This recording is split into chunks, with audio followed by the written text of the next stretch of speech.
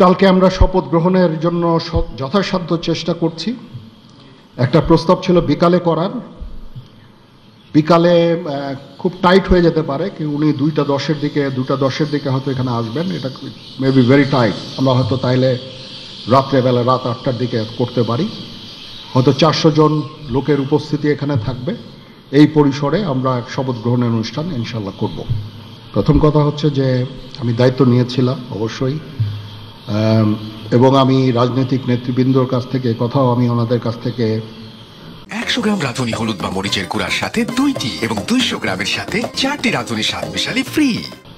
ওনাদেরকে আমি বলেছিলাম যে আপনারা আমাকে সাহায্য করেন, যে মুহূর্তে এই ট্রানজিশনটা হবে এ ধরনের সমস্যার সৃষ্টি হতে পারে, এবং ওনারাও আমাকে বলেছিলেন যে ওনাদের যতদূর সম্ভব সাহায্য করবেন। তারপরেও কিছু কিছু ঘটনা ঘটেছে। এটা ঘটার পিছনে তো কিছু কারণও আছে, এবং আমরা ইনিশিয়ালি হয়তো কিছু এরকম ঘটনা ঘটেছে, বাট তারপরে এখন পরিস্থিতি কিন্তু অনেক শান্ত হয়ে আসছে। আমরা আমাদের যত স্ট্রেংথ আছে, পুলিশ কিন্তু নন এক্সিস্টিং, পুলিশ কোনো ডিউটিতে নাই। পুলিশের একটা বড় ফোর্স, এটার যে ভয়েড যেটা সৃষ্টি হয়েছে, এই ভয়েডটা সেনাবাহিনীর স্ট্রেংথ দিয়ে এটা পুরা করা সম্ভব না।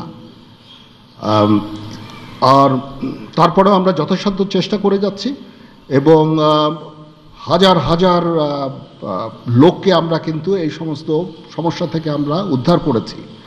বহু পুলিশ, আমার জানা মতে বহু পুলিশ, অনেক থানা, তারপরে সরকারি কর্মকর্তা কর্মচারীদের রেস্কিউ করা, এই সমস্ত কাজগুলো আমরা করেছি। আমরা সমস্ত ইম্পর্টেন্ট জায়গা যেমন বিমানবন্দর, ডিপ্লোম্যাটিক এরিয়া, সেক্রেটারিয়েট, জাজেসদের অ্যাকোমোডেশন, তারপরে সেক্রেটারিদের অ্যাকোমোডেশন, এই সমস্ত গুরুত্বপূর্ণ জায়গাগুলি আমরা প্রোটেক্ট করছি, এবং বিভিন্ন জায়গায় পেট্রোলিং করা হচ্ছে।